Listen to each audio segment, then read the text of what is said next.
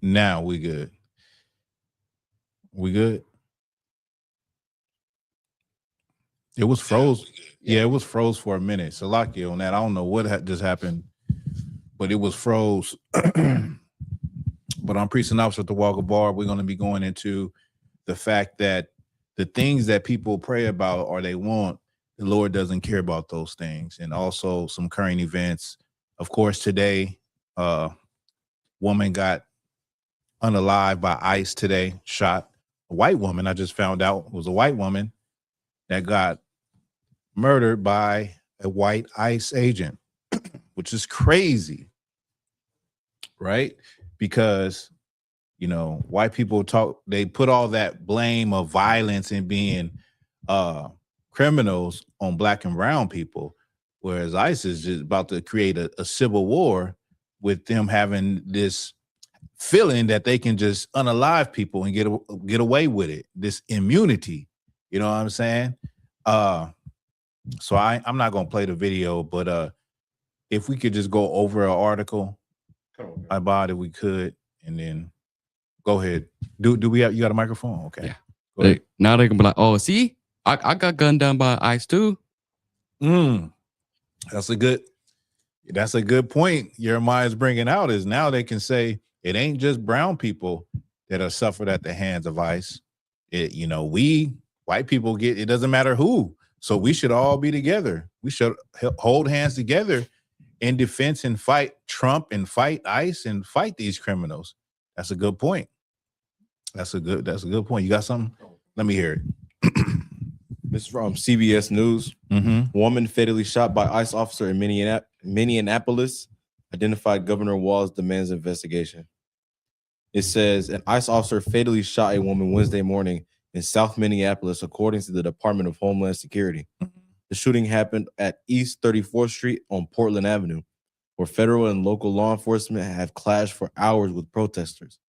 What to know about Minneapolis ICE shooting?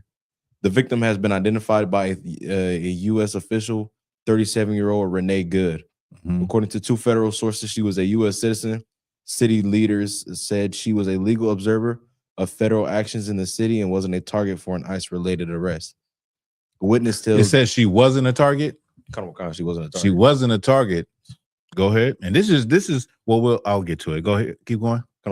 Witnesses tell WCCO that whistles sounded to alert neighborhood of ICE's presence at about 9:30 a.m. Witnesses say they saw a Honda Pilot blocked by multiple federal agents, and an agent tried to open the driver's side door.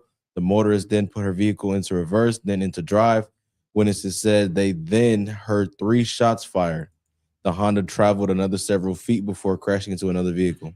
If you could you get me what Donald Trump, let me see if I can find, so I can put it on the screen, but can you get Donald Trump's, what he tweeted out over seeing the video?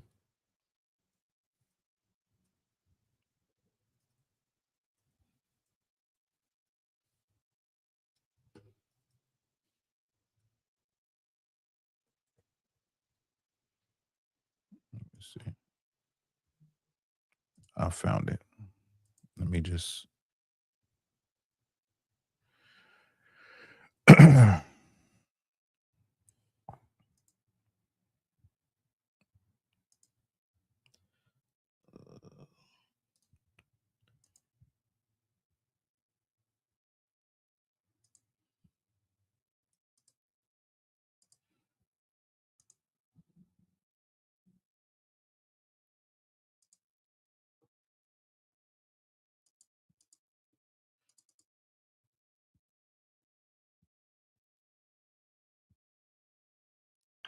So like it. Uh-huh. Was it the White House will continue to monitor the situation that we said? Yeah, I got it. Okay. Where is that what he said at the end? Yeah, come on. Okay, let me go ahead and read it. Come on. It says now listen to what Donald Trump said. Oh, dang, so I don't got that one. It's a let me see if I can find it again. So I'm gonna send it to you.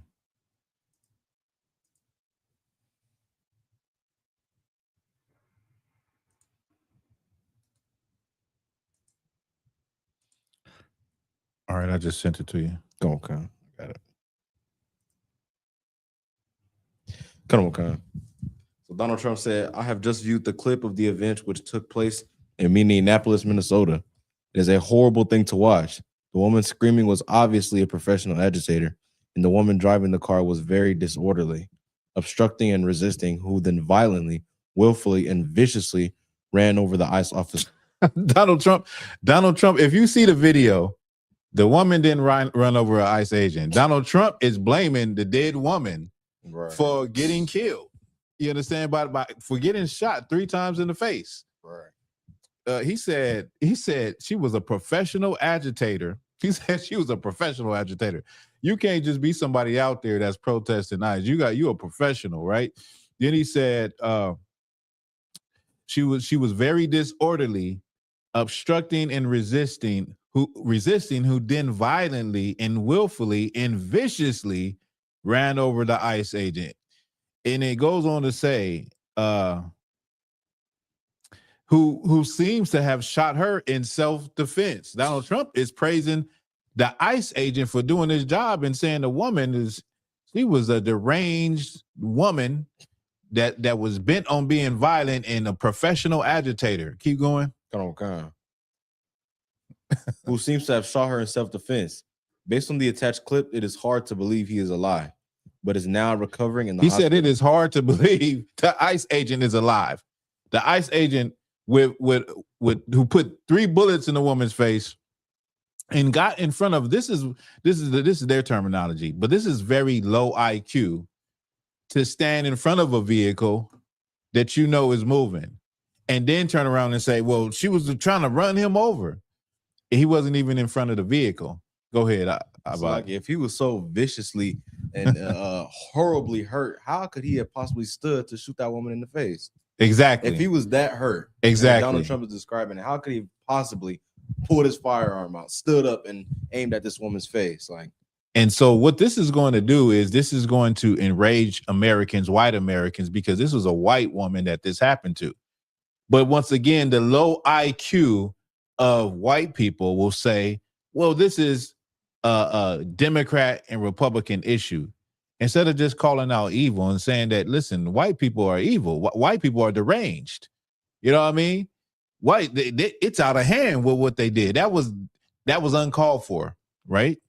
If I'm standing in front of, it'll never be me, but if you're in an altercation with someone and they are in a vehicle, a motor vehicle, a machine, an engine that weighs 3,500 pounds that could crush you or break your ankle, break your leg, are you going to stand in front of it while they're starting to roll away? Right. Are you going to put yourself in front of a vehicle while they're starting to roll away? No, you're not. It doesn't make any sense. But when you are a white man who has no self-esteem, and anybody who doesn't, follow your directions, it angers you. You're going to you have a gun. You're going to exercise your authority in that. You're going to do what you go and shoot at the range for. Right. You're going to let off some steam simply because someone doesn't listen to you. Go ahead. So if I may, what would have been a smart thing to do if she was trying to get away was to shoot her tires off. That would be the thing. Vicious they are. Yeah, that would be the thing. That would be the thing, is to flatten your tires. You know what I mean? That's what I used to think when I was younger. I used to think about police officers. I used to think, well, why? There was a time when police officers would, a suspect is running away, they throw a baton at his legs. They shoot him in the legs. Right. He lives. He goes to jail.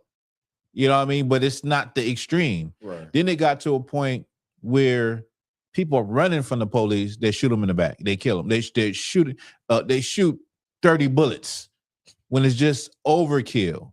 It's uncalled for and it's overkill. Situation like this, shoot the tires out. I mean, it was in a road where it was a lot of obstruction, a lot of snow. She couldn't just turn around right away anyway because there's other vehicles. You know what I mean? And they could have caught up with her and apprehended her later. But they shot her 3 times in the face. That's trigger happy. Because on the video, it don't even sound like it's 3 shots. It sounds like it's like one, maybe two. You know what I mean? But keep reading. Let's finish this off. Come on. It says, it's hard to believe he is alive, but is now recovering in the hospital. The situation is being studied in its entirety. That the situation is being studied in its entirety. It's nothing to study. It's all on video from different angles. Right. Go ahead. But the reason these incidents are happening is because the radical left is threatening, assaulting, and targeting our law enforcement officers and ICE agents on a daily basis. There we go again. That's Donald Trump, like a big child, a big kid.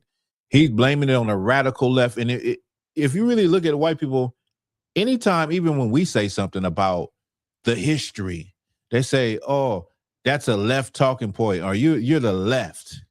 You're a Democrat. It's almost like they can't think outside of the box anymore. It's like it's either you're a Republican or a Democrat, depending on your stance on certain issues. Right.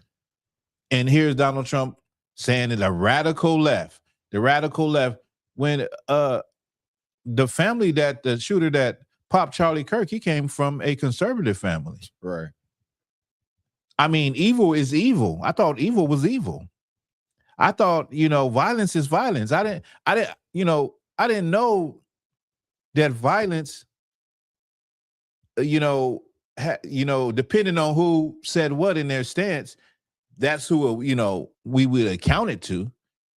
Violence is supposed to be violent. I mean, if you're a violent white man, a violent black man, a violent Asian man, it's violence to me. Right. It's the same to me. If you are a devil that the Bible speaks of, hey, it is what it is. But if you're a black devil, it is what it is also. Right. There's evil and wickedness amongst all people. You know what I mean? Now, everybody don't have the same history of being evil. We know that according to history in the Bible, but come on, violence is violence. Going overboard is going overboard no matter who does it. Right. Keep reading. Come on. The situation is being studied in its entirety, but the reason these incidents are happening is because the radical left is threatening, assaulting, and targeting our law enforcement officers and ICE agents on a daily basis. They are just trying to do the job of making America safe. We need to stand by and protect our law enforcement officers from this radical left movement of violence and hate. President Donald J. Trump. So Trump is he trying to campaign for another term by branding, the radical left, calling them the problem, saying that these officers, these ICE agents, are trying to make America safer. Putting 3 bullets in somebody's face don't sound like you're trying to make America safer. That don't sound like safety to me. What about you, Abba? I thought the idea of having some authority in being a civil servant, you were given the power, or you were given the understanding, or you should have the wisdom to de-escalate a situation. Right. You would think that somebody in a position like that could de-escalate a situation, take a situation that's up here and bring it down here. But they over-escalate. They extremely execute people. That was an execution. Right. You understand? That was a murder, basically. And now what you're going to see white people. You might just see a civil war from this type of stuff. You're going to see white people committing acts of violence against other white people because that was a white ICE agent and a white woman. That had nothing to do with brown people. Right. Nothing to do with Hispanics, Venezuelans, nothing to do with black people. That was white on white crime. Right. That was something that white America has always been prone to, is criminality. You know what I'm saying? That has been the inception of America, to take lives, and the person that has the biggest gun wins. The person that has the biggest arsenal wins and has the last say so. You understand? Now, we're going to see what happens, but if you could give me let me see. John 17:12. We're going to, so as time go on, people, you see what Donald Trump said. Donald Trump does not give a, Donald Trump just went and took a president out of his own country. Donald Trump don't care. Donald Trump, I think Donald Trump didn't even show any feeling when Charlie Kirk got popped, but he said he was a good friend of his. Donald Trump could care less about what's going on the streets of America and what ICE is doing to people. You know what I mean? That statement right there just shows you how cold and heartless this nation is. And as things like this keep happening, it's going to be revealed to Black and Hispanic and Native Indian people and the world who the white man really is. In the Israelite School of Universal Practical Knowledge, we know who the white man is. And since 1969, we've been telling you that he is your adversary. Right. I had just played a video yesterday, went over a video yesterday where you had the Southern General of the United States a few years ago, it's a white woman, talking about all of the rich resources that are in the land of the South America. They call it the lithium triangle, where it is rich in natural resources. 30% of the fresh water comes from the Amazon River. Venezuela is rich in oil, sweet crude oil, precious stones, gold, like all of this stuff. And they've been having their eyes set on this area for a very long time. Right. You know what I mean? And so you're going to see what these people are really all about. They're about pillaging and plundering, just like their ancestors. Go ahead, Doc. All right, so like, if I may, I'll go when you finish. So no, I was done. Oh, I was gonna say you kind of got to give it to Trump on how good he is at diverting attention away from them files. Oh yeah, like he's so good at it. It's like always something coming up, and he's saying something that he's is going to aggravate the people. That's going to draw their attention away from his files. So you kind of got to give it to him because he is excellent at diverting the attention away from the files. And this is something they know about people as a whole. And I guess you could call it social engineering, is that they know how people are going to emotionally react to things on a mass scale. Right. So many people believe what they see in the news anyway. It doesn't matter if it's true or not. Many people are going to believe it. And the United States government knows this. They know that 1 minute your mind is on one thing and the next minute your mind is on something else. Right. 1 minute it's P. Diddy. The next minute it's Palestinians, insurgents, and terrorists, and the next minute it's Venezuela is smuggling drugs, and we have to stop that. You know what I mean? So they know what they are doing when it comes to the masses and how stupid the masses can be in believing the things that come out on these news programs. You know what I mean? If you could, let me hear that. 17 and 12. Yes. The book of John, chapter 17, verse 12. While I was with them in the world, I kept them in thy name. Let me see. Is it getting down to it? I want the son of perdition. I believe it is. Yeah, it starts early. Yeah. Come. Those that thou gavest me, I have kept, and none of them is lost, but the son of perdition, that the scripture might be fulfilled. I'm sorry. We'll start from the top. No, I think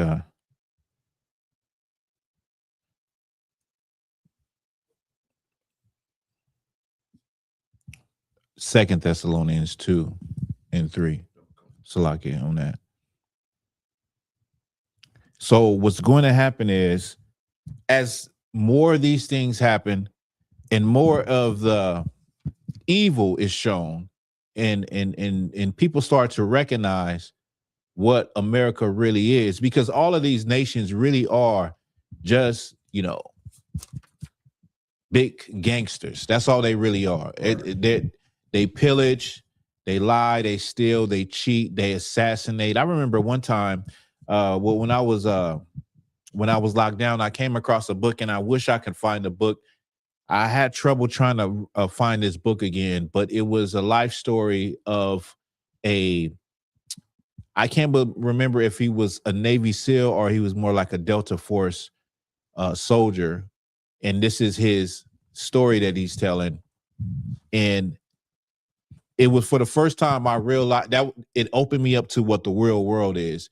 The real world, the United States is sending out teams to go assassinate people, to assassinate up and coming leaders, heads of states in different countries, to get the desired effect that they want, to be able to, benefit America in their best interest. These things are things that you would think only happen on movies, but United States government and these other governments with their clandestine secret services and CIAs and those type of organizations that move in the shadows, they are orchestrating these type of acts. Okay. Now, I believe if it was Hugo Chavez, the leader before Maduro, the one that in Venezuela, is there was an attempt on his life with drones. If I remember correctly, it was some type of it was having some type of thing outside, and a drone exploded, but it didn't get close to him. And they traced it back to the CIA. And of course, the CIA America denied any involvement. But these type of undercover operations happen also. So, as time goes on, what you're starting to see is just people are just fighting for power. And the real thing is fighting for the resources and the riches that come from the earth. Okay, go ahead. The book of 2 Thessalonians chapter 2 verse 3. Mm-hmm. Let no man deceive you by any means, for that day shall not come except there come a falling away first. So the day won't come, the day of Christ's return won't come until there is a falling away first. Right. So people, particularly his people, will have to see who their true adversary is. And I'm sorry, that's what got me talking about. Excuse me. That's what got me talking about that commander that was talking about all of the resources, right? She also spoke about United States adversaries, Russia and China. Said China gets 30% of their food from that region, from that South America region, Chile, Bolivia, Colombia, Venezuela. And so she made sure to call them their adversaries. The problem with Black and brown people, particularly, not particularly, but especially in America, you don't know who your adversary is. Okay? We think our adversary or our enemy is somebody that looks just like us, simply because we don't agree on something, or we are from a different part of the world or part of town, or we live in this part of the city or that part of the city, or we wear this clothing, or whatever the case may be. You are very short-sighted on what an enemy and an adversary is. Right. United States is not short-sighted on who their adversaries is. It's a whole nother nation of people. Russia, China, their adversaries. According to the Bible, God's people have enemies. They have adversaries. Right. And we'll get to that. If you could, Jeremiah, give me Luke chapter 1 and 81 and hold it. Luke chapter 1 and 81 and hold it. Go ahead, Abad. And that the man of sin be revealed, the son of perdition. And that the man of sin be revealed. Christ is not going to return in the glory that is spoken of in the scriptures unless there's a falling away first. A falling away meaning you're going to have to understand who your adversary is. Right. You're going to have to realize that white people are who they are. Right. It is what it is. They have shown you who they are.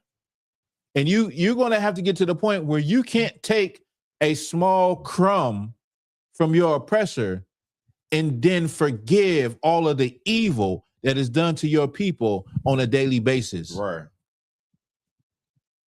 A United States government doesn't forgive the evil that is done to their people. When that happened, World Trade Tower happened, that was 3,500 people? Right. United States government went and got justice, and they went and got and avenged themselves and got blood and went into a country for like 20 plus years and literally destabilized the country.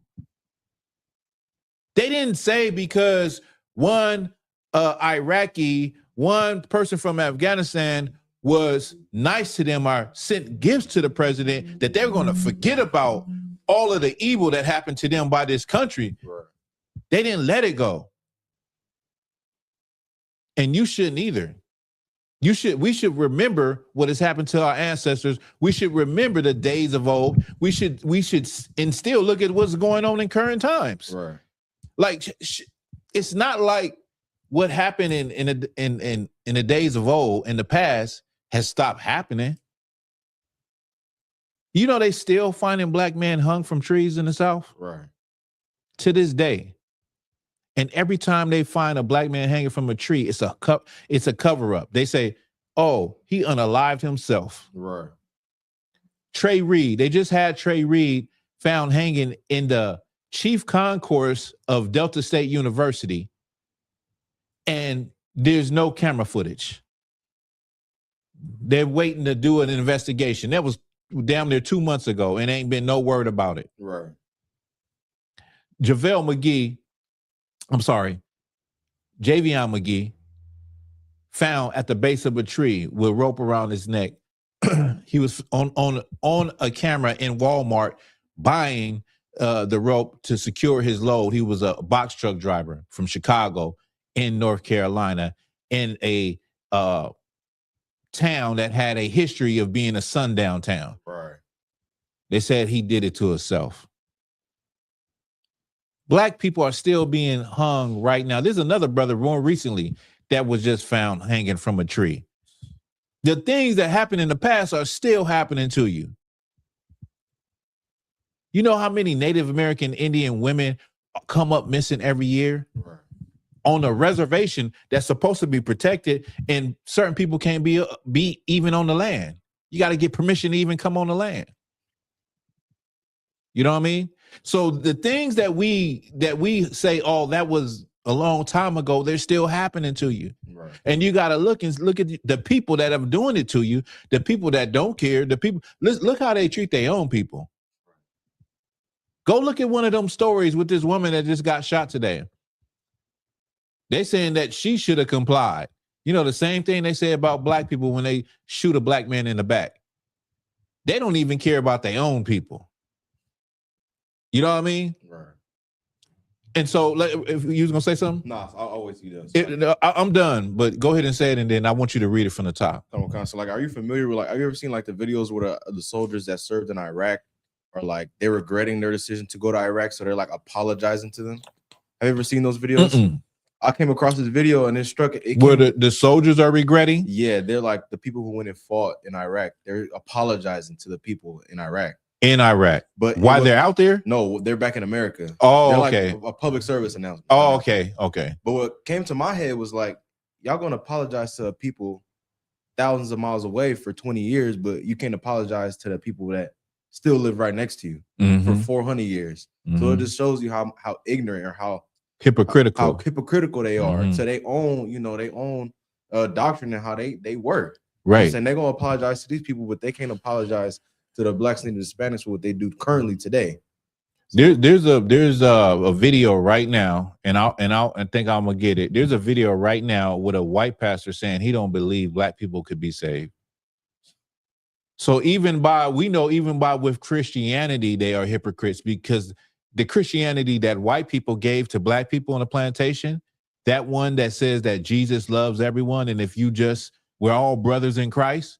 Well, by that same religion, they have segregated churches. Right. By that same religion, the Ku Klux Klan are Christian. By that same religion, you have white nationalists, which Charlie Kirk was. So by nature, if you look at a people, the greatest thing about them morally would be what they believe in, their higher power. Right. And by nature, you look at the white man in his Christianity, he is a hypocrite.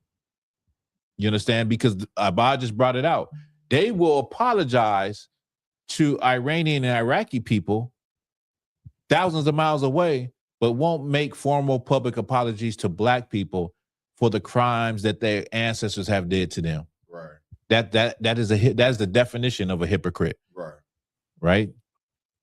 Read it from the top. I'm sorry. Oh, God. The book of 2 Thessalonians, chapter 2, verse 3. Mm-hmm. Let no man deceive you by any means, for that the day shall not come, except there come a falling away first. So the day of Christ is not coming unless you black and brown people get it in your spirit, get it in your mind, and understand who God is and understand who your enemy is. Until you recognize who your enemy is and stop thinking that your enemy is someone that looks like you, that day will never come. You got to get the Christianity out of you. Right. The Lord ain't Christian. I'm sorry. The Lord ain't Christian. The Lord ain't all about love. You got to get that. You got to totally reprogram your brain. Right. Lose your childish thoughts. I'm sorry. Lose what you used to think and become a child again that doesn't know anything. Right. And be honest and real with yourself and say, if there is anybody on the planet Earth that is a devil, it is these people. And we need to get away from these people. That's how we'll be safe. You know, I was thinking about, there's a few stories, right? And I'm gonna bring them out on Black Authentic Truth. There's a story with it was a white man that was kind of like an administrator of for ICE. Like he was an administrator, and he was they found text or messages or something like that, and he was basically saying how much he hate black people. You know what I mean? And I thought about what happened today with the white woman being shot 3 times in the face by ICE agents. And I said, I wonder what white officers are saying about this story. They're probably saying, I would have shot her too. You know what I mean? Then you think about what they say about black and brown people. There's a story of an officer out of Fresno, San Jose, where there was a brother. Some of y'all probably know this story. It's an older story, but recently the brother got a settlement. The brother was in there with somebody else. 2 other people came in there. It was an altercation. Somebody put out the gun. This brother, he was able to, disarm the assailant, and he took the clip out of the gun. They're in a restaurant. He's coming out.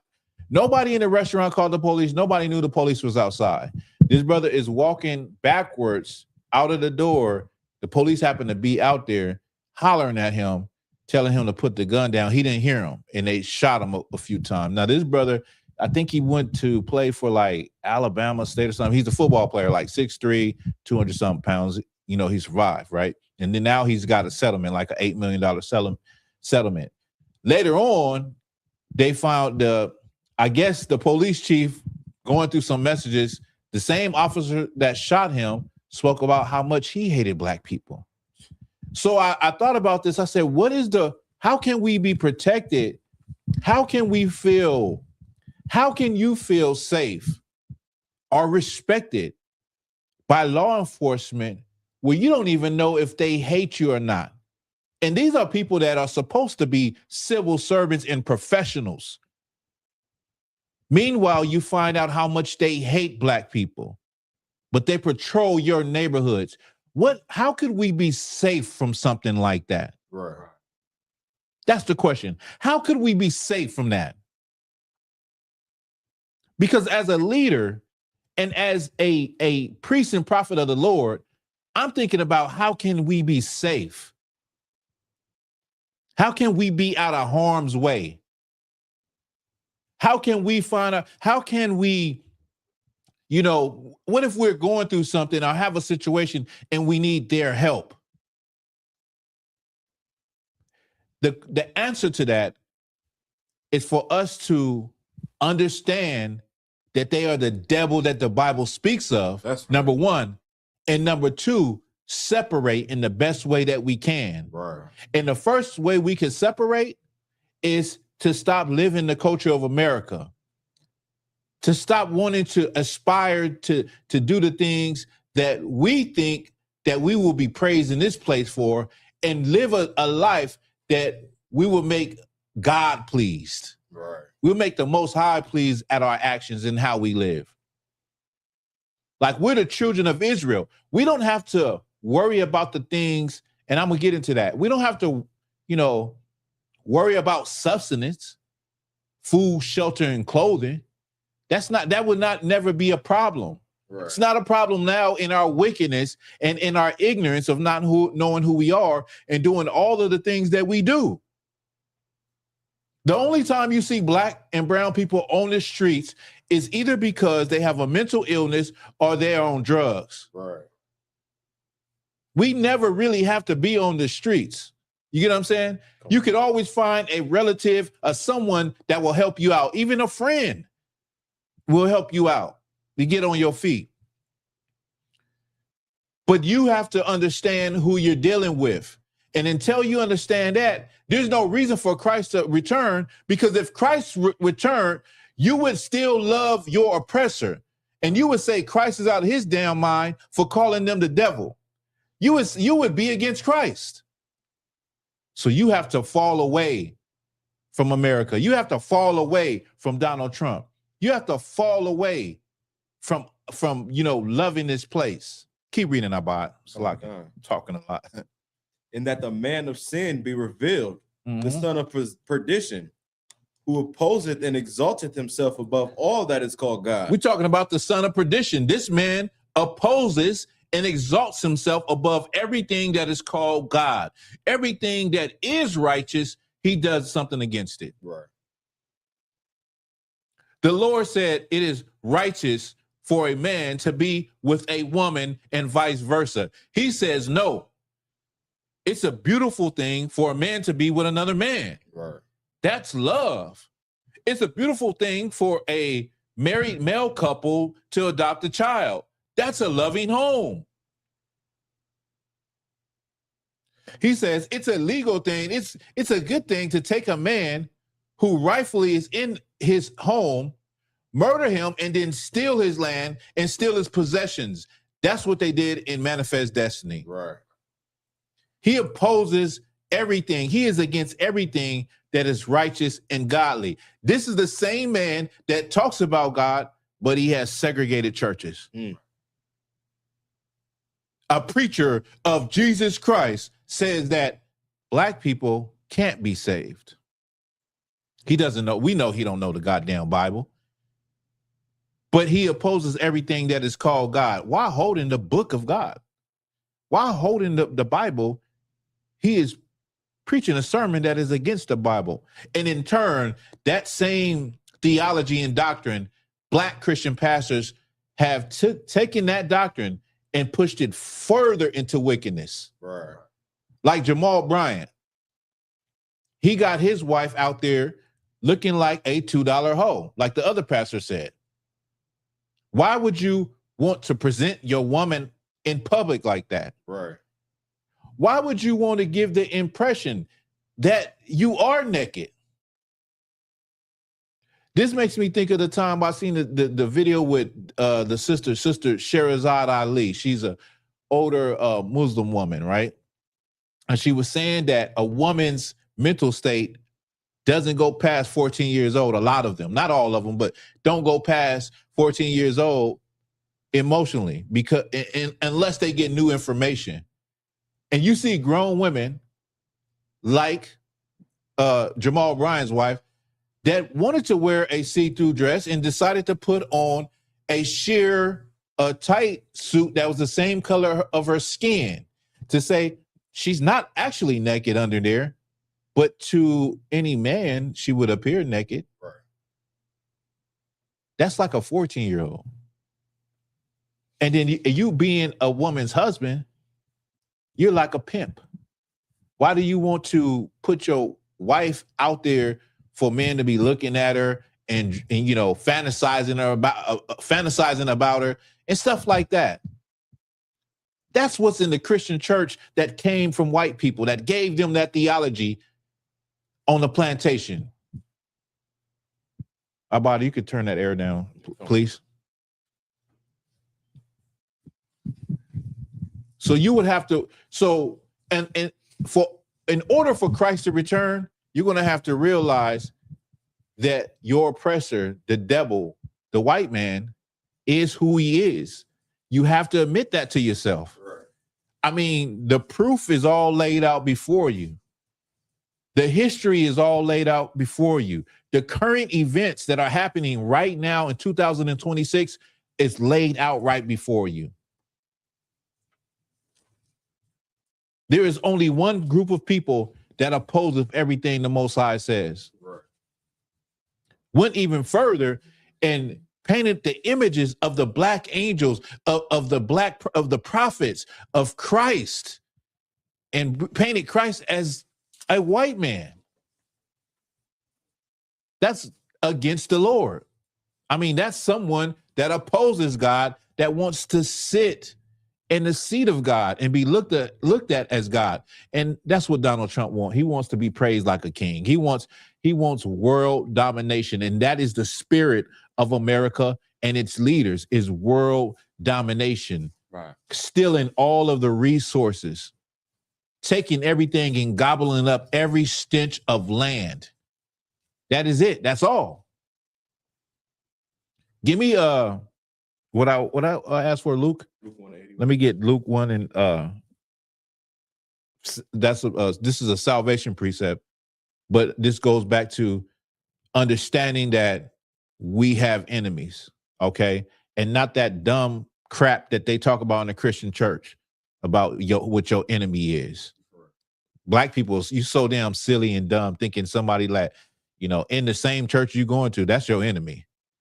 And the Lord gonna prepare a table in the presence of my enemies.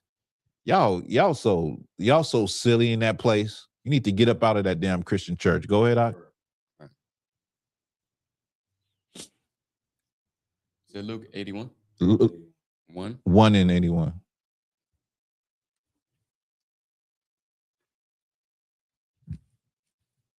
Now this is talking about what we just went over, that you're gonna have to know who your adversary is. Americans know who their adversary is. They know China is the adversary. They know, Iran, people from Iran is the adversary. They know who the adversaries are. You don't know who your adversary is. You got your adversary. You got your black and brown people. You got your adversary mixed up. You think your adversary is your friend, and you think your brother and your sister is your adversary. Mm-hmm. What is it? What was it? 79? Wait, let me see. 1 in 71? Is it 1 in 71? That we should be saved from our enemies? Yeah, read it from the yeah. That was my bad. This is Luke 1 and 71. Mm-hmm. That we should save from our enemies and from our hands from all that hate us. We should be saved from who? Our enemies. We should be saved from our enemies and all those who? That hate us. That hate us. You understand? When Jesus Christ was born, they knew that this was the Messiah that would save them from their enemies. Their enemies wasn't other Israelites. Their enemies was the Romans. They're a whole nother nation. Right. And all those who hate us. Right. Black and brown people. Your enemy is not your own people. It's the people who have hated you. Right. It's the nation who have hated you. You're not an American. Black and brown people. You're not an American.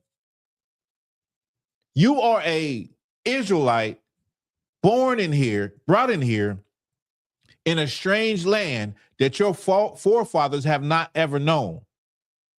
That's what you are. And you are living up under your enemy, the Edomites, right, the so-called white man, just like your forefathers were living up under Edomites, right, in Roman times after the destruction of Jerusalem in 70 AD. Okay? That's what Christ came for. On the flip side, this is twofold. On the flip side, that's what salvation is. right. Salvation ain't something that is right now. Like in the Christian church, they be like, What year did you get saved? I got saved in 82. I got saved in 2005. I've been saved for 40 years. Nigga in a strip club. Nigga somewhere smoking crack. Then you went to jail for smoking crack 5 years ago. You was in prison for selling dope. You was saved. I got saved. I got saved in a biker gang. Go ahead. That's a skit. So I like it. It's a skit. Yeah, it's a skit. We're gonna do that skit too. We can do it for a Passover skit. Well, when did you get saved? I got saved. I got saved in 2011, but I backslid in 2013, and I got saved again. Got baptized. That's Christian talk. You know what I'm saying? The Bible. Read that again. Saved from what? What do you say? You saved from a crack addiction? That we should be saved from our enemies. Salvation is being saved from something. Let me ask you this.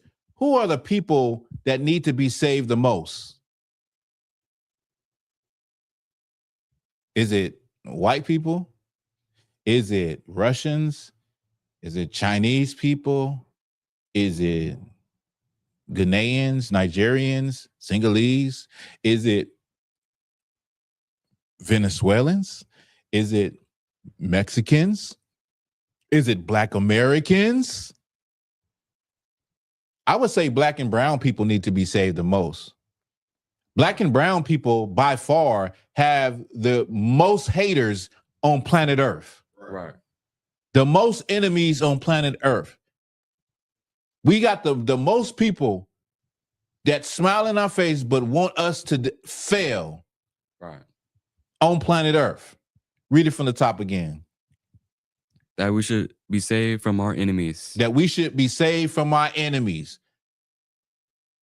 Now, you dumb Christian, Black Christian and Hispanic Christians, y'all say, well, my enemies is, Sister Johnson on the usher board. She won't let me usher that. She my adversary. She my enemy. No, dumb. That is not your enemy. That's your people. Or in the streets, you say, yeah, that nigga, that's my enemigo. That's my enemy right there. You know what I'm saying? Like, we don't get along. When I see him, it's on sight. That is not your enemy. Right. That's your brother. And the only way that we could get out of oppression will be us having brotherhood and us putting away and putting aside petty differences. Right. And seeing who is the real enemy. You see, Black and brown people have been beat down so much, and you have been destroyed so much by your oppressor that it is easier in your mind to hate yourself, Right. to hate your own people, to take out your aggression on your own people. Now, Captain Tazariak had brought up something, and he brings it out a lot of times. It's about the doll test. Is it the doll test? What is the test? What is the test? No. It's the what is it? What is it? When the teenagers went to school, the all-white school, the first time, Little Rock Nine. Well, one of the girls in the Little Rock Nine, she was being interviewed, and she said that affected her, like the way she would get treated at the school by white people. How it affected her is because she couldn't do nothing or retaliate at school, she would come home and beat up her little brother. She would be real evil to her little brother. She said that. That's what happened with Black and brown people. Right. Because you've been so destroyed by white people and the violence that white people committed against you, now you take it out on yourself. Right. You let the steam out on yourself. You're not going to let it out on them. You won't say it to them, but you'll say it to your brothers and sisters. You'll say it to people that look just like you. You'll do it to the people that's in your own household. That's what she was doing. It's psychological. You understand? And that's why the truth is so beautiful, because you can throw away all of that psychological stuff through the spirit of the Most High, you learning your heritage and you gaining your foundation again. You could say what the truth is and not feel anything about it, You can take the hate that you put on your people and put the blame where it's supposed to be and not give a damn about it because it's the truth. And the God of heaven and earth is with you. You understand? And you can, so when we go out and camp, we can tell the white man to his face, his crimes. We can tell him to his face. The white man walks up with a nice, haircut, nice suit and tie, coming out to enjoy LA, coming out to enjoy the holiday. And we can tell him to his face, his crimes, and that his people are the devil that the Bible speaks of. And the blame that they put on our people needs to be redirected at them for the crimes of the past and the crimes they have done to destroy us and the things that they're still doing to destroy us. You understand? Right. So we're done with that. So that's what salvation is, being saved from your enemies, being in harm's way like the Israelites were under the Romans, and being saved not just in a way like you're in harm's way, but you're a lost sheep led to the slaughter. Like black and brown people right now are lost sheep. Why? Because you think it's okay to live a life that is going to get you hurt, going to get you killed. Without the truth of who you are, you're going to live a life where you're going to make a lot of silly, stupid, dumb decisions. Even in the Christian church, where you're supposed to be learning how to live, okay? You're supposed to be learning how to make good decisions. You're supposed to be learning how to fight temptation. You're supposed to be learning these things in the Christian church, but I don't see them happening, okay? You're supposed to be learning how to not put your hands on your significant other. A pastor just got smoked in his own house by his own wife. He was beating his own wife. The first lady shot him in front of their children. That's what happens in the Christian church. Right. That's what happens in the Christian church. You go inside the Christian church and you got black women that are dressed just like some black women at the club. Like a $2 hoe showing you everything and left nothing to the imagination. Why?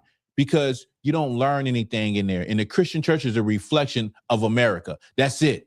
It's a reflection of what's going on inside the Christian church is a reflection of what's going on outside the Christian church. Right. That's it. There's no change. There's no renewal of your mind. There's none of that. It's all lip service and talk. And you see it every day. Next week, there'll be a new story that happened in a black Christian church, something that you say, well, damn. What's the difference from being up in there than being out in the world? Right. I know a nigga that was beating his wife and she shot him in the world.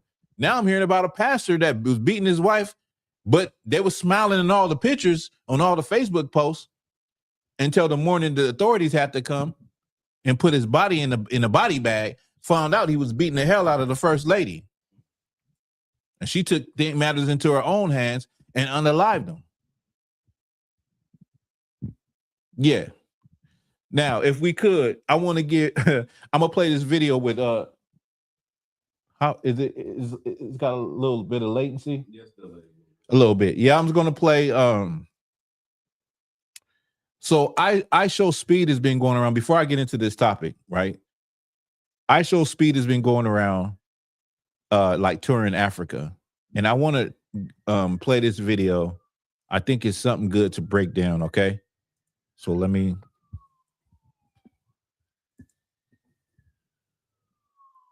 remove this.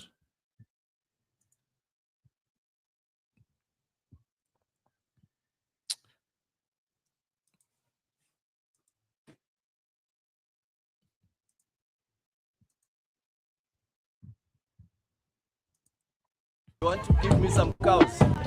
Yeah. So propose it, then while you come with your family, then we negotiate. How many cows do I have to give you so I can marry her? 17. 17 cows?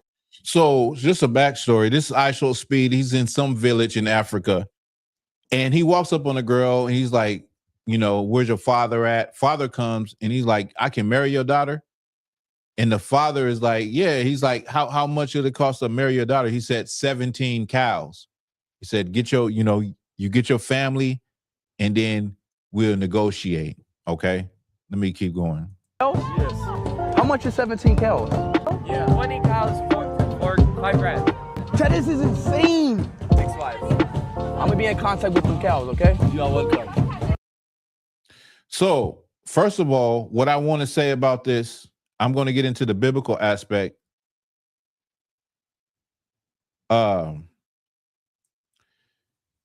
So a lot of people are praising ISO Speed, black people, because he's touring Africa and showing parts of Africa that are not like how people think, that are, you know, beautiful, that looks nice. It ain't like, you know, bush meat and mud huts. You know, you have some Africans out there that's eating bush meat, eating monkey brain and all that crap, right?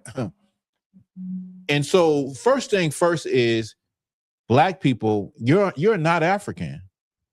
We were sold by Africans. Right here is a good example of not everybody that is black is the same. You understand what I'm saying? And the problem with black people, black Americans that came on the transatlantic slave trade from West Africa, is that we believe wholeheartedly in Pan-Africanism and colorism. We say, okay, we came here, it's the motherland. These are our brothers and sisters. Where Africans don't look at you like that. Right. They look at you as an opportunity, a black American. Case in point, the return to Ghana in 2019, where they're saying, come back home, come to Ghana, black Americans. You had a lot of celebrities going out there to Almina Slave Castle, and, you know, tours and all of that. And later on, about 2-3 years after this craze, they admitted that the return to Ghana was to stimulate their economy. They was trying to bring in money from black Americans into the economy to stimulate the economy. Also, what you have to understand is, this is something I know, is that you could go research this yourself. A lot of black women that went over there, bought homes and stuff, got unalived. They took the homes. There are black men that went over there and bought property on tribal land. They took the money, then later on they came and took the land back. And so black people, black Americans that go to Africa are looked at as an opportunity, just like in the transatlantic slave trade, when African tribal leaders sold Israelites to Europeans. They seen our people as an opportunity to get rich, and many of them got rich. You can go look up on YouTube yourself the apology from a Ghana tribal leader for the role of his people in selling black Americans in the transatlantic slave trade. Nothing I'm saying is untrue. It can all be verified, and it's factual. Right. When it comes to the Bible, everybody in the Bible that you're reading in those different nations were black people. The Arab, the Ishmaelites were as dark skinned as any black person. Over time, they mixed with Edomites and became a lighter shade of brown. The same way that a lot of Israelites and South American Indian tribes were mixed with Spanish tribes. I mean, I'm not tribes, but European colonizers, Spanish colonizers, conquistadors.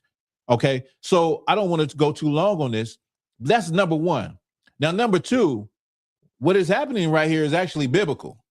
And this is something that will keep black people from having broken homes. Okay. Leonard says she looked like a teenager. Definitely. This is something that would keep black people from having single parent households and broken homes if we turn back to our culture, which is when you meet a woman and you want that woman, you talk to her father. Her father then talks to your father, and they make a deal. And her father says there's a dowry that needs to be paid. In this case, it's 17 cows. Don't look at it like it ain't a lot, because in ancient times, real wealth was how much livestock you had. Right. So you might have cows, lambs, you know, all of that. And you they say you was waxing fat, meaning you living large. Right. Because you got something to trade for. That's wealth. How much a horse costs today, Abad? Do you know? I'm just saying, like, you know, livestock is wealth, especially even in this time, right? I think a horse can go anywhere from like 3 to 30, 35,000. Go ahead. So like a good one, a good beginner horse is $1,000 to $10,000. A beginner horse is $1,000 to $10,000. That's a car. You can get a decent car with $10,000. You know what I mean? Me, I take that 10,000, buy me something for about 3,500. Do a little oil change, fix it up. You know what I mean? But I'm just saying though. But this is how it would be. You look at the destruction of the black family, and you look at black women that done been with multiple partners. You look at black men that are not with the woman they laid down, but had children with them. And now they're with another woman creating another family because they couldn't rectify their differences. It's because they didn't get a chance to know each other. They was too hot in the ass, excuse my language, to actually have a union that would last forever. And so this way it protects the daughter, it protects the son from having sex, because once that agreement is made, then there's a courtship. And a courtship, some people might call it dating today. They get it confused, but dating is not courtship. A courtship is you just getting to know the girl. You're not, having sex and doing all of those things, because we know, according to the Bible, sex is marriage. The definition of something being consecrated is sex. So, and sex would bring that union together. You get what I'm saying? But he would negotiate with his father, would talk with the father. The father will say, this is the price. Well, first they'll say this. They'll come together. Hey, my son is interested in your daughter. Okay, well, they can court. And they'll court for 6 months to a year. In that period, without no sex, you can figure out, can I deal with this man for the rest of my life? Can I deal with this woman for the rest of my life? You get to learn a person. And so you're not having sex, so you don't make the mistake of being linked emotionally and all that to a person, like people do now in the world we live in today. People lay down with each other like they testing out cars, like they going for a test drive.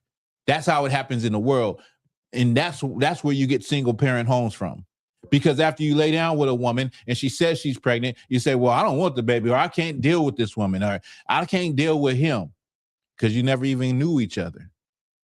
You both was hot in the ass. So you never got a chance to know each other. I'm not saying that this is what Speed is doing, but how this father is conducting the business and he's saying, get your family and then we can negotiate.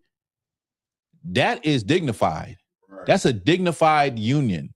That's how he's like, I'm not just going to give my daughter away to some nigga that's just going to destroy her, have sex with her and throw her away. I want her to, go into the union. I want her to be set up in the foundation. Now, another thing about that, the dowry, is because this daughter is valuable. This daughter is his possession.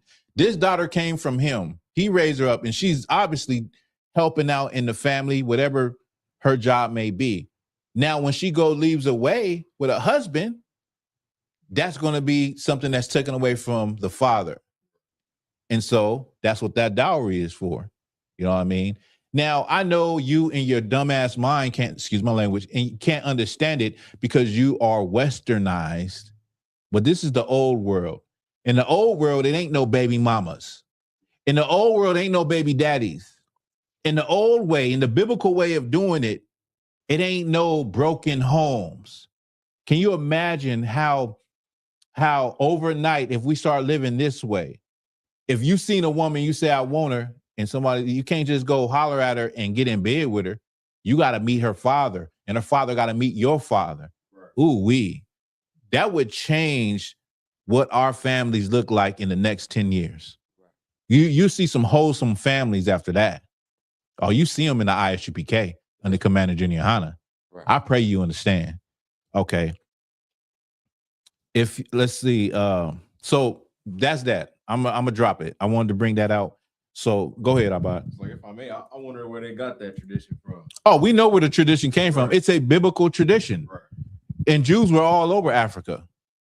In fact, I'm going to be doing a lecture where I'm going to show how Black people are Jews, coming from Jerusalem through Africa to West Africa to America, West Indies, and such.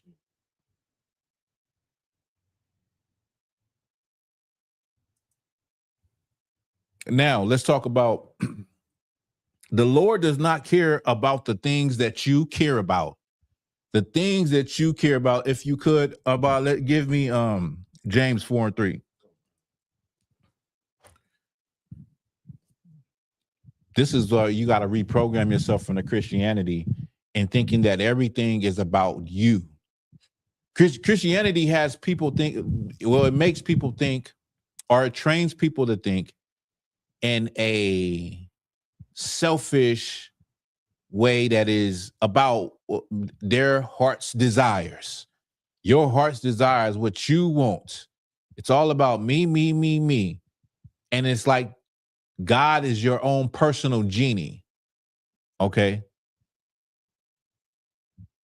If you could. Come on, the book of James, chapter 4, verse 3. Mm-hmm. Ye ask and receive not, because ye ask amiss. You ask and you receive not. Many people ask for things. Many people, say they want things and, get down on their knees and ask God for things, but they ask amiss. What does that mean? Anybody? Let me wait. I'm gonna see if anybody in the comments.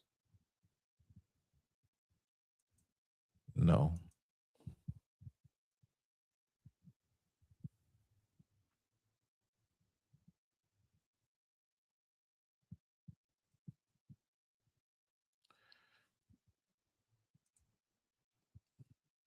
Go ahead.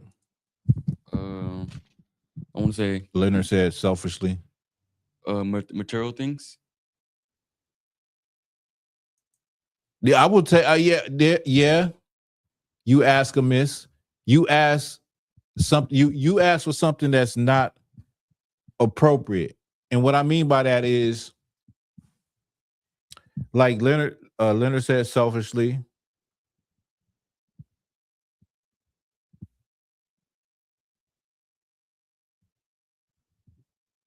Halak said, I was asking, what does ask amiss?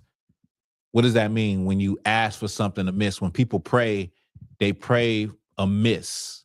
They ask the Lord for things. What you say again, Jeremiah? Material things. Material things, selfishly.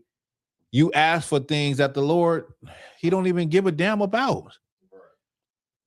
Think about what people ask for. What are some of the things that people ask God for? Just off the top of your head that are things that you've seen, like you've seen people on social media say what they pray for and they ask for. Or when they get something, they give the praise to God as though they've been praying for this thing. What are some of those things? $1 million. $1 million. Okay. Go ahead, about New car. a new car. That's a big one. A relationship. That's that. Yeah. Halak. Yeah. Vanity. Yep. Yeah, you got some brothers that ask for a white woman and a good job and an education. You know the funny thing about a lot of these things, right? You don't have to believe in God to get them. Right. Now, I ain't saying $1 million, but when it comes to a car, when it comes to a woman, when it comes to a good job, when it comes to your education, I've heard you've heard this. You heard Christians pray about. They pray about, Lord, let us win this championship game. We're gonna win let us win this NFL championship. They pray about stuff that you like. The Lord don't care about that. Right. He don't care if you win the semifinal championship. The Lord, what does he have to do with that? What does he have to do with your education? Like, these things you can get if you just work hard at it. There's people in the world that don't believe in God and get these things just from simply working hard and being diligent at a specific thing. You know what I mean? So we ask amiss. Let me read it from the top again. The book of James, chapter 4, verse 3. Ye ask and receive not, Mhm. because ye ask amiss, Uh-huh. that ye may consume it upon your lust. Say it again. That ye may consume it upon your lust. So that you can consume it upon your lust. Let me just help you Christians out. Lust don't mean sexual. Right. You can have a lust for anything. Lust is a lot of people lust for money. They lust for attention on social media. You know what I mean? You lust for the things. What does the scripture say about the lust of the flesh, the lust of the eyes? I forget. I'm paraphrasing. It's the lust of the flesh, the lust of the eye. Okay, we know what I'm talking about. All right, we're gonna leave it at that. Okay, but you lust for these things to consume these things. These are all vanity. They're all superficial. They're all material. They are not what the Lord requires of you. They have nothing to do with what God requires of you. What it says in the first book of Joshua 1:8, that if you meditate on the law of the Lord day and night, then you would have good success. Right. You know what I mean? This is how you should pray. Let's get it. Let's get Matthew. These are the things you should ask for. Okay. And what did I say earlier? I said this. Let's talk about the basic necessities of life. The basic necessities of life are things that the Lord gives us anyway, that we don't have to worry about. Right. Like you got people that you got Israelites, Black, Hispanic, and brown people that not in their right train of thought that are taken care of, that have a meal every day. You got Black and brown people that can't produce as much. They might be, disabled or anything, or not physically able to go out and work a 9 to 5. There's so many different situations with us, but the only time you really see Black and brown people on the streets, and while I'm using Black and brown, think about this. This is the white man's kingdom. So when you see a white homeless person, they down really bad. I mean, they down bad because this is their kingdom where they could get a foot up if they just put their best foot forward faster than a brown or Black person could. And I've never, to be honest with you, the only time I ever seen Mexicans out here in California, Southern California, only time I really seen Mexicans on the streets is when they tweaking, when they own drugs. The ones that are on the streets in their right mind, they hustling. They selling fruit. It's good fruit. They selling fruit cups, selling tacos, burritos. They hustling, they grinding, they selling flowers. They making a way. When I see white people, they begging. When I see Black people, Black people tend to be begging too, but I've seen Black people working too. I've seen Black men playing a guitar for money. Right. You know what I'm saying? In this kingdom, when white people are on the streets, they done messed up their white privilege. What's the word? They done you know what I mean? It's almost like it's no excuse. It's like because you got a backing that other people don't got. But when I see Black and brown people on the streets, it's either you got a mental illness or you own drugs. Other than that, you're well taken care of. You got somewhere to go. You got somebody to lean on. And that's because of the Lord. There's a scripture. Let me see if I can get it. Go ahead. I'll find the scripture. If I may, perfect example is the sister that we see out here.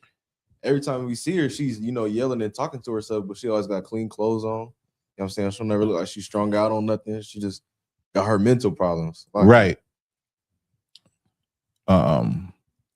Give me Psalms 37 and 25. Just kind of hit home on what I'm talking about.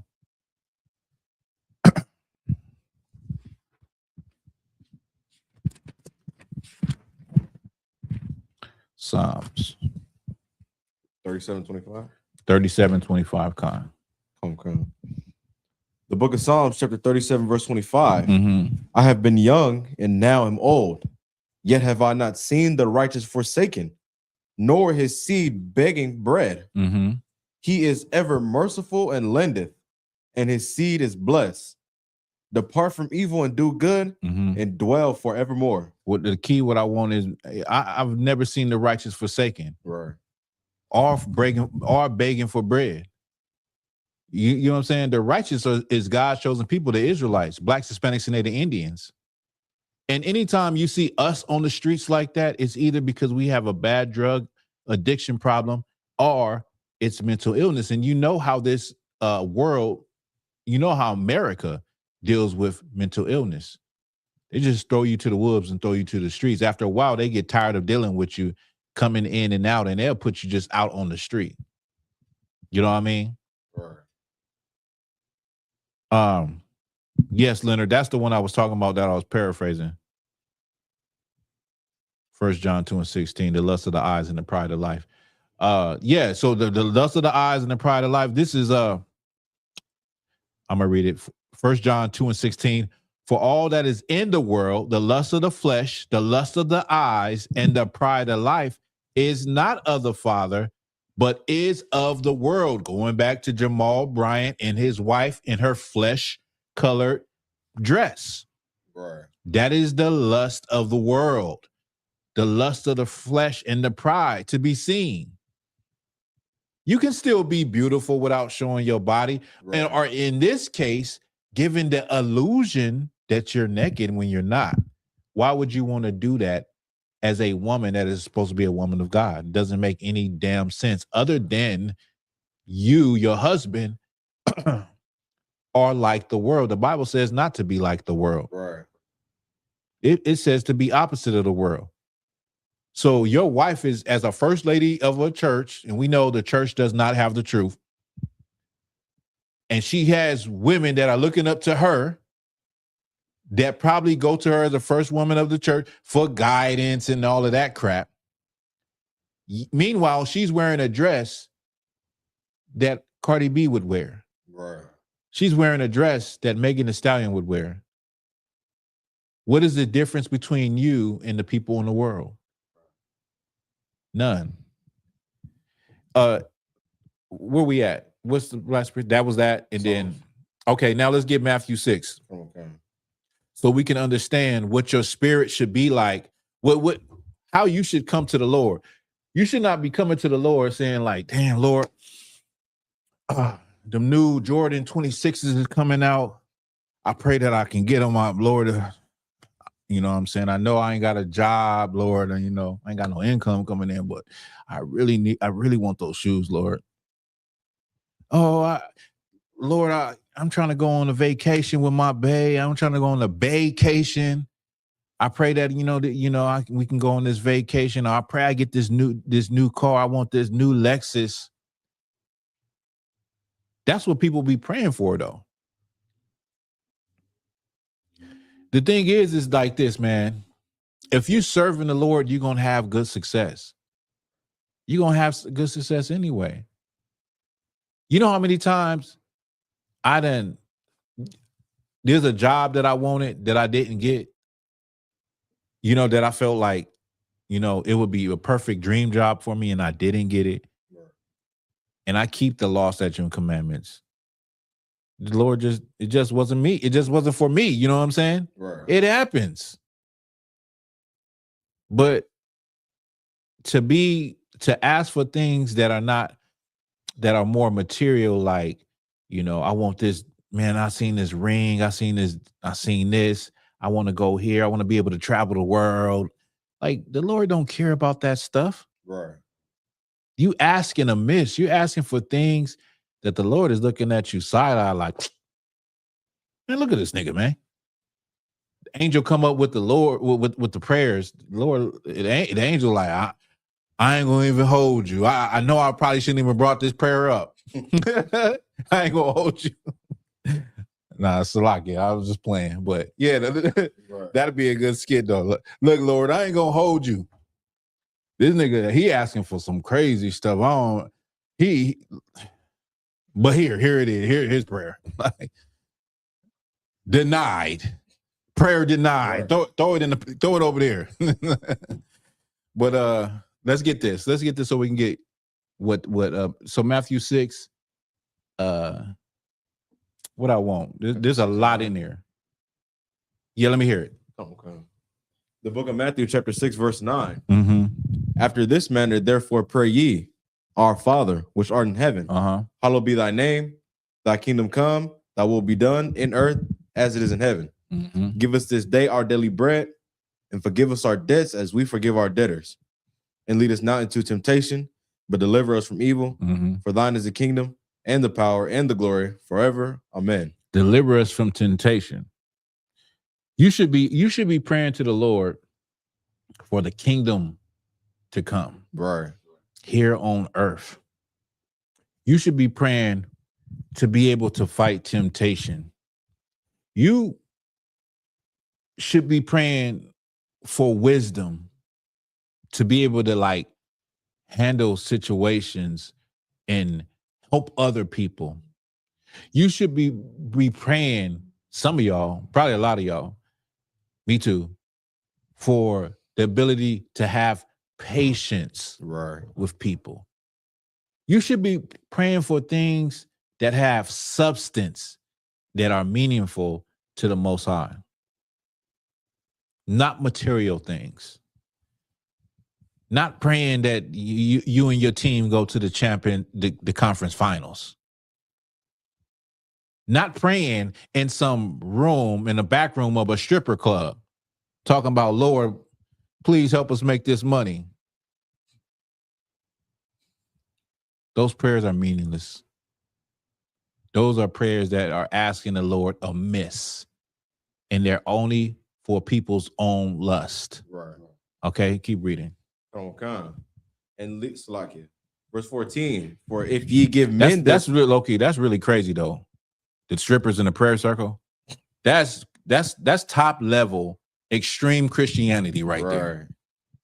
Top level extreme. Lord is with you in whatever you do. It's top level extreme Christianity as a drug dealer, praying for the Lord to protect you while you out there selling drugs, destroying other people's families. It sounds crazy, but it happens. Right. It's happening right now. Somebody's right now is on some block right now, praying to the Lord, make sure he can get back home. Nigga, like, just in case I don't make it home tonight. For real, that's happening. Right. Go ahead. All right. You was gonna say something? Laws. Okay, you can keep going. Come, verse 14. For if ye forgive men their trespasses, your heavenly Father will also forgive you. But if ye forgive men, so like if ye forgive not men their trespasses, neither will the Father forgive your trespasses. Mm. Keep going. Yeah. Come. Moreover, when ye fast, be not as the hypocrites. Get down to the part about worrying. This is talking about hypocrite. This is talking about the Christian church. This is talking about people. Matter of fact, read that because people need to hear this. Come. Let me show you something. This is what y'all do. This is something that they do in the Christian church, right? This is something that they do in Christian church. This is something that they do in Islam, and this is something that they do on social media. Go ahead. Come. Verse 14. So like verse 16. Moreover, when ye fast, be not as the hypocrites of a sad countenance, for they disfigure their faces, that they may appear unto men to fast. Verily I say unto you, they have their reward. Right. But thou, when thou fastest, anoint thine head and wash thy face. So this is not what I thought it was talking about, but we getting there. This is talking about when you fast. You have people that fast and they want to let people know that they fast. Like about 3 months ago, we had the Day of Atonement. We went through the Day of Atonement. We fasted basically for 24 hours from sundown to sundown. And the Bible says that when you fast, don't act like, because a lot of people like myself, you still go to work or you still going to be somewhere in public. So you act as though you conduct yourself like a regular day. You get up, you wash your face, brush your teeth, you do all those things.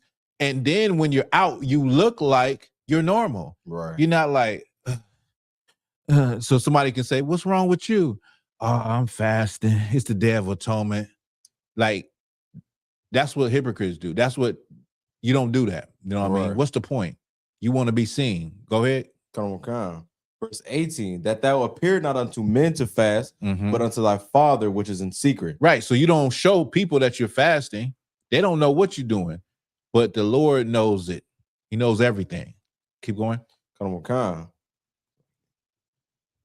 And thy Father which seeth in secret shall reward thee openly. Mm-hmm. Lay going. not up for yourselves treasures upon earth, where moth and rust doth corrupt, and where thieves break through and steal. But lay up yourselves treasures in heaven, where neither moth nor rust doth corrupt, and where thieves do not break through nor steal. Get to the part where it talks about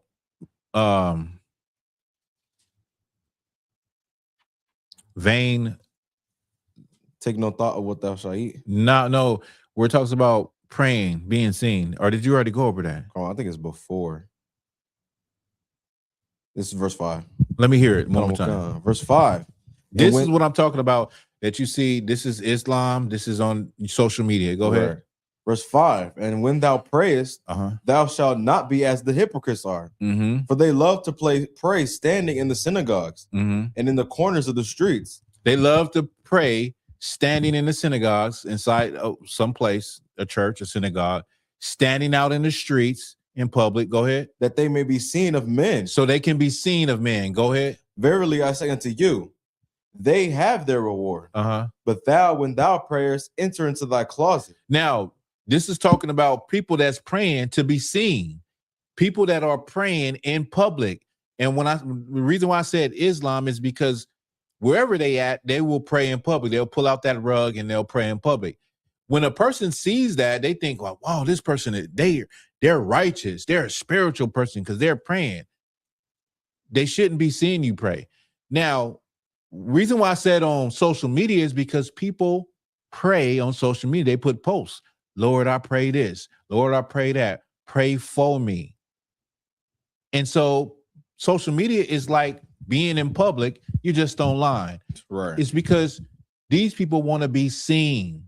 They want to be seen as a spiritual person. They want to be seen as a man or woman who loves God, a man or woman that is spiritual, they're righteous. And yes, the Lord is with them because they're always thinking about God. They always got God on their mind. They're always so prayerful. They're asking for prayer online. The Bible calls these people hypocrites. Right. That's what they are. Skip down to worrying. So what you mean? Worrying about worrying. Worry not about what you're going to eat. Okay, come on. Yeah. The book of verse 25. Therefore I say unto you, take no thought for your life, Mm-hmm. what ye shall eat or what ye shall drink, Mm-hmm. nor yet for your body, what ye shall put on. Now it says, take no thought for your life, what you should eat, what you should drink. What it's saying is just don't worry about these things. A lot of people worry about, they're being in situations worry about what they're going to eat, worrying about their clothes and all of that. You know what I mean? That's not don't think that's what we're saying. We just don't worry about it. I didn't think about what I was going to wear or what I want to wear, because the Lord, if you just do what you got to do, you'll be in a position to buy clothing. You'll be in a position to acquire certain things. You know what I'm saying? So it's not really that you just living life blindlessly, not worried about what you're going to eat or what you're going to wear. It's just that you know that these things will be provided for you. Right. And another thing I just want to say, because people get it twisted up with us in Israelite school, right, of universal practical knowledge, is this: we took an oath to God. We didn't take an oath to not get no money. Right. I pray you understand. Keep going. Come on. Verse 20, Slaki. Is not the life more than meat, and the body than raiment? Mm-hmm. Behold, the fowls of the air, for they sow not, neither do they reap, Mm-hmm. nor gather into barns. Yet the heavenly Father feedeth them. Right. So you're saying that the birds don't work for what they get. Right. The birds don't have to work, but the Lord feeds them. Go ahead. Come on. Slaki. Are ye not much better than they? But aren't you much better than they, as God's chosen people? Aren't you much? You are. Okay, keep going. Come on. Verse 27. Which of you by taking thought can add 1 cubit unto his stature? Verse 28. And why take that? And why take ye thought for raiment? Consider the lilies of the field, When they grow, they toil not, nor do they spin. It's talking about clothing and talking about how the flowers don't work. But right before that, it talked about you can't add nothing to yourself by worrying. Stop worrying about these things you don't have any control over. Okay. Right. Go and stop praying about the things that are meaningless and vanity and superficial. Go ahead.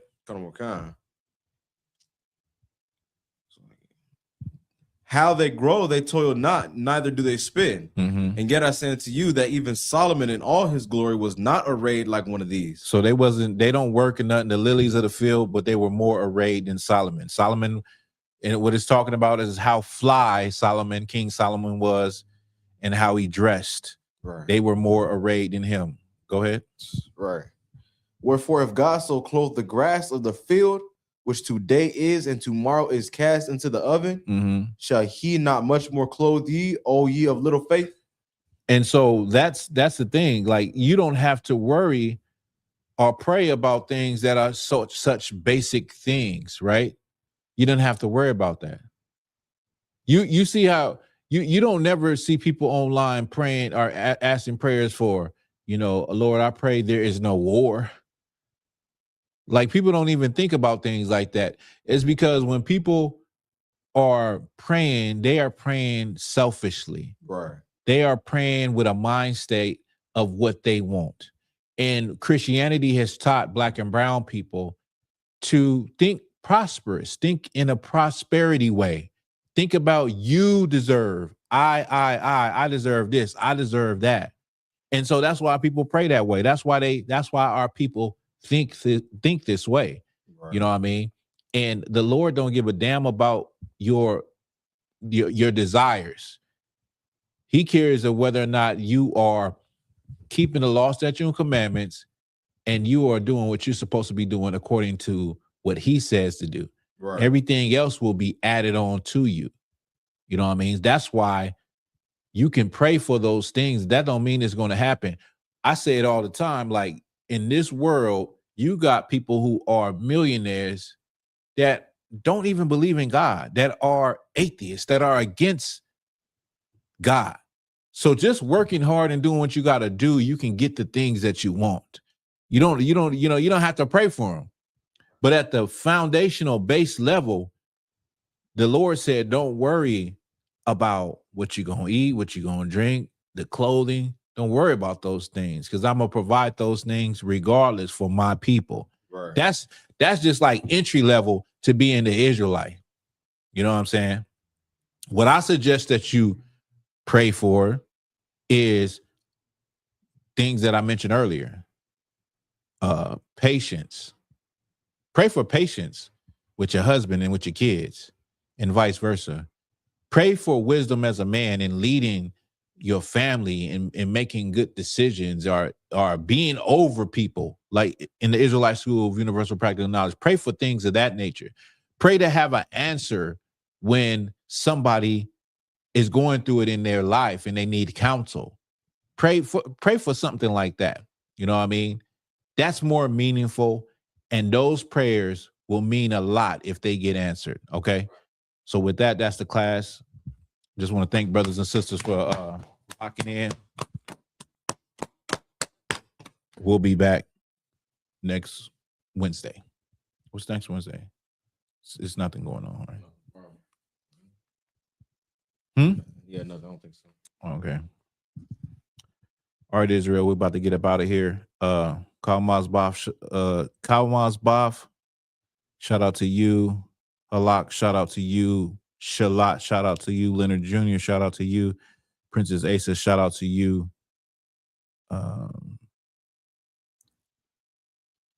Anton One West, shout out to you, brother. Michael Love, shout out to you. All right, Israel, we're up out of here. See you next week.